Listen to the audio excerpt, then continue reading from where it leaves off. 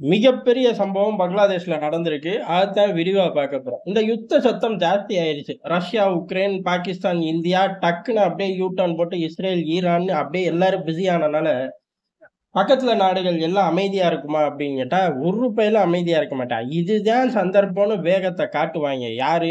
சண்டை நடக்கக்கூடிய நாடுகளும் சரி, சுத்தி உள்ள நாடுகளும் சரி, சம்பந்தமே இல்லாத நாடுகளும் சரி. ஏன்னா சில ஏரியாக்கள் அவுட் ஆஃப் ஃபோக்கஸ்ல இருக்கும்.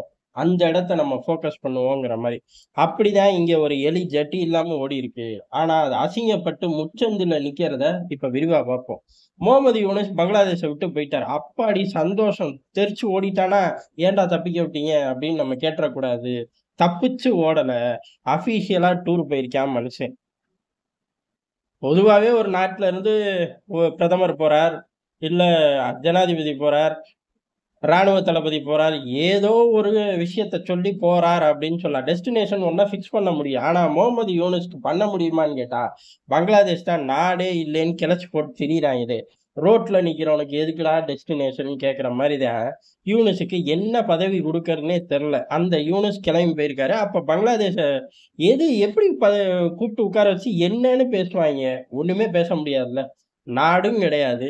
நாட்டோட தலைமையும் கிடையாது. நாடுன்னு நீ சொல்லிக்க. சரி சொல்லி தொலைறேன்டா. ஒரு கூட்டம் இருக்கு, ஒரு பிராந்தியம்னு இருக்கு. ஒரு காலத்துல நாடா இருந்துச்சு. ஏற்றுமதிலாம் நல்லாத்தான் பண்ணீங்க. சரி நாடுன்னு சொல்லி தொலைறேன். நீ யார்? அப்படின்னு கேட்டா, அந்த நாட்டோட தலைமை ஒருங்கிணைப்பு குழுவோட தலைவன் அப்படின்ட்டாய்ங்க.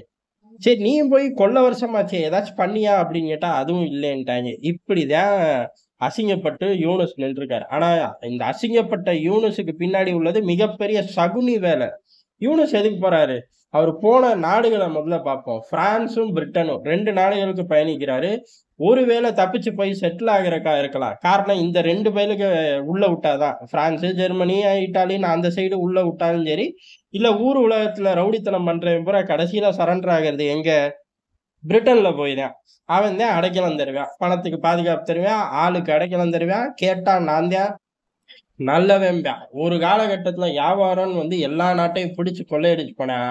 இப்ப அப்படி செய்ய முடியாது அப்படிங்கிறனால, கொள்ளையடிச்சுட்டு வரவன பூரா நாட்டுக்குள்ள விட்டு சிட்டிசன்ஷிப்ப குடுத்துடுறான். எப்படி அவன் புத்தி மாறுறது இல்ல?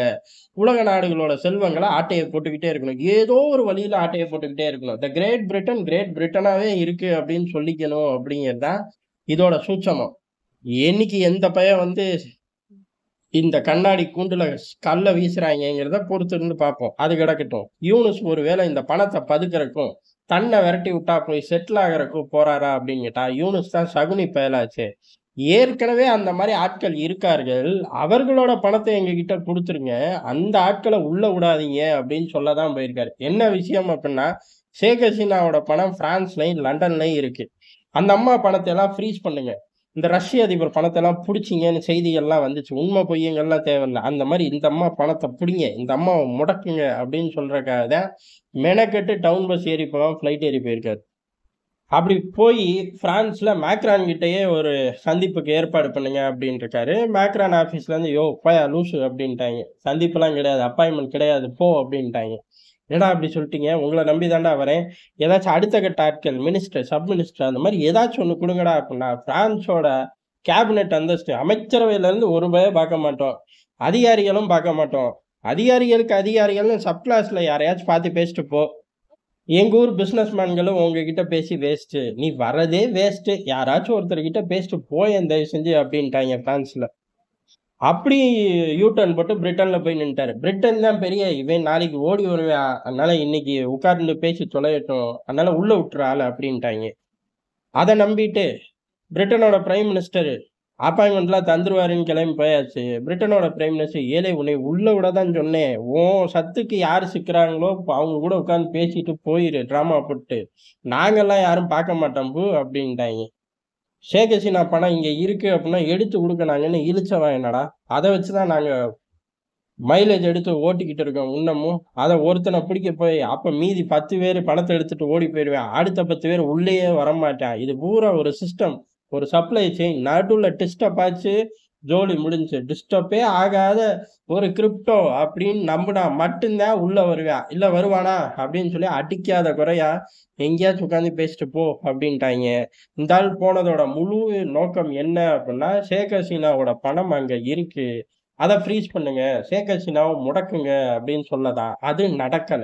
நடக்கலன்னொன்னே தான் இந்த ஆள் தான் சகுனியாச்சே.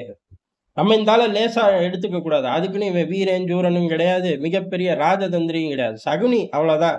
முழு சகுனியா? மகாபாரதத்துல பார்த்த முழு சகுனியா அப்படின்னு கேட்டா, சகுனி பரம்பரையில கடைசியா ஒருத்தன் இருக்கான்னு வச்சுக்கோங்க. அந்த அளவு தாக்கத்த மட்டும் தான் இவனால ஏற்படுத்த முடியும். அடுத்த வேலைக்கு இறங்கிட்டாரு. என்ன அப்புட்ன்னா, கலிதாஜியாவோட பையன் அங்க தான் இருக்கான். எங்க? லண்டன்ல தான். அந்த அம்மாவே அங்க தான ட்ரீட்மெண்ட் பாக்குது அப்படின்னு கேட்டா, அந்த அம்மா பையன் இருக்கான். அந்த பையன பாக்க போயாச்சு. எதற்கு அப்புட்ன்னா, அடுத்த கட்ட விஷயம். இந்த ஆளுக்கு உட்கார்ந்து ஆளணுங்கிற வெறி பயங்கரமா வந்துருச்சு. ஒண்ணு ஷேக் ஹசீனாவ விடக்கூடாது. அடுத்து கலிதாஜியா பையன போய் பாத்ததுக்கு என்ன அப்புட்ன்னா, இப்ப இந்த வருஷத்துல எலக்ஷன வச்சே தீரணும். இல்ல உரிச்சிருவேன் பாத்துக்க அப்படின்னு ராணுவ தளபதி சொல்லியாச்சு. ஆனா எலக்ஷன வச்சா இந்த ஆளுக்கு வேலையே கிடையாது. எலக்ஷன வைக்க சொல்றதுக்கு 2டே ஆட்கள் தான். ஷேக் ஹசீனா பார்ட்டி அத பேன் பண்ணி, தடை பண்ணி போட்டுறலாம். கலிதாஜியா பார்ட்டி ரோட்லயே நிக்கிறாய்ங்க. அவனுங்கள என்ன பண்றது? அதுக்கு தான் அவரோட பையன போய் பார்த்திருக்காரு. இந்த வருஷம் எலக்ஷன் வேண்டாம். அடுத்த வருஷம் எலக்ஷன் வச்சுக்கலாம் அப்படின்னு ஆரம்பிச்சிருக்காரு. அடுத்த வருஷம் எலக்ஷன்னா எப்ப அப்படின்னு கேட்க போக, அடுத்த வருஷம் மே ஆரம்பிப்போம். அத அப்படியே அக்டோபர், நவம்பர்ன்னு போகட்டும்.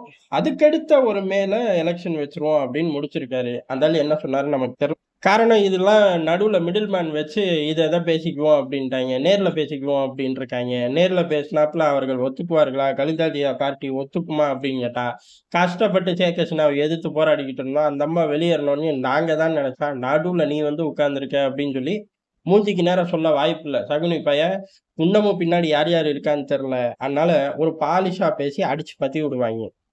இந்த டிராமாக்கள நடத்திக்கிட்டு இருக்கிற கேப்ல யூனுஸ் பண்ணது வழக்கம் போல சீனால உட்கார்ந்து இந்த திருட்டு யூனுஸ் என்ன பண்ணாரு? அதே இப்ப லண்டன்ல உட்கார்ந்து பண்றாரு. இந்தியா இந்த மாரி நபர்களை என்டர்டெயின்டே பண்ணக்கூடாது. சும்மா வச்சு பார்ப்போம் அப்படிங்கிற ஒரு எண்ண ஓட்டத்த முதல்ல தூக்கி வீசிறணும். காரணம் இப்ப மேக்ரான் அவர்களோ, இல்ல ஸ்டாமரோ எப்படி அப்பாயின்ட்மென்ட் தரலையோ, அந்த மாரி யூனுஸ்க்கு தராமயே விட்டுறணும். யூனுஸ்லாம் ஒரு ஆளே கிடையாது. ஏன் அப்புட்ன்னா, இப்ப அங்க உட்கார்ந்துகிட்டு பிரைம் மினிஸ்டர் மோடி கிட்ட நான் சொன்னேன். ஷேக் ஹசீனாவ குடுத்துருங்க. ஷேக் ஹசீனா பணத்த நெறைய இழுத்துட்டு போயிட்டாங்க. எவ்வளவு? 200 பில்லியன் அந்த அம்மா தூக்கிட்டு போயிருச்சு. ஏன்டா அவ்வளோ வச்சிருந்தீங்களாடா நீங்க? அப்படின்னு கேட்கணும் எல்லாரும். அவ்வளோ வச்சிருந்தாங்களான்னு நமக்கு தெரியாது.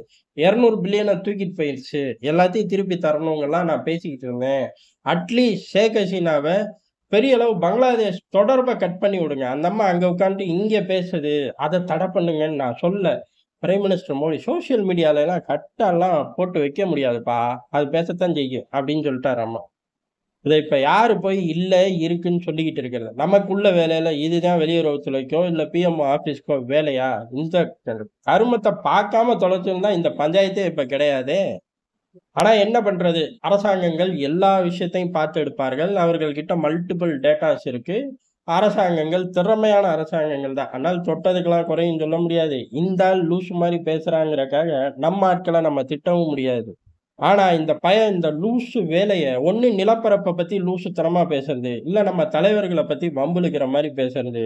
இதையே அவன் ஃபுல் டைம் ஜாபா வச்சிருக்கான். சகுனி யூனுஸ். இப்படி இஷ்டத்துக்கு கொளுத்தி விட்டாச்சு. இப்ப இந்த நியூஸ் தான் ஸ்ப்ரெட் ஆகுது. எங்க? பங்களாதேஷ் பூரா ஸ்ப்ரெட் ஆகுது. ஷேக் ஹசீனா 200 பில்லியன தூக்கிட்டு போயிட்டாய்ங்க. அது இந்தியாக்குள்ள தான் இருக்கு. இந்தியா தரமாட்டேங்கிறான். அத மீட்கறக்கு யூனுஸ் லண்டன்ல உட்கார்ந்து பேச்சுவார்த்தை நடத்துறாரு. அதுக்கு வந்துருச்சுன்னா, பங்களாதேஷ் அப்படியே ஜிடிபில முன்னேறிரும். அதுக்கப்புறம் ஐநா சபையில நிரந்தர இடம்.